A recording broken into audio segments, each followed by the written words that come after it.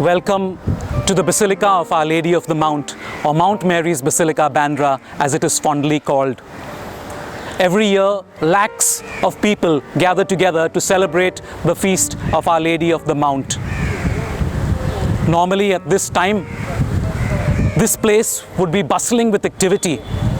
The setting up of the Shamiana and other facilities, meetings with elected representatives, with the police personnel, with civic authorities, planning together with our staff and maintenance team, planning with those involved in the liturgy and our volunteers. So much of activity would be happening. But right now, as you can see, we cannot gather together, and it is not advisable that we come together. And the church is closed for our health and for our good.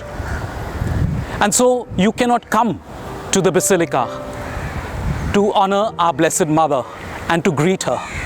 But that does not lessen our devotion and our love for our Blessed Mother. You will be able to connect to her through the means of social communication. And therefore, I invite you to express your love and devotion for our Blessed Mother, because she cares for each one of us. And therefore, we come to her with love and trust like children. I invite you to watch the novena and the feast masses online, on cable TV or on the internet, from the safety of your home. The catchphrase these days is the new normal. We have to adjust to the changes and the challenges in the new situation after the pandemic.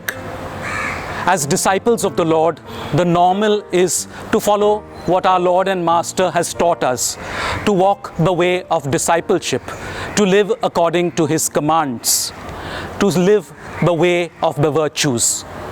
Mary is the best example of a disciple of the Lord. And therefore we look to Mary as she accompanies us on living the way of virtues. She will accompany us during this novena as we strive to live the virtues of faith, of hope, of charity, of justice, of prudence, and so on. We look to Mary as the one who accompanies us on this journey of the new normal. I would like to express my gratitude to all those who have helped us to plan and helped us to relay the masses to you directly to your home.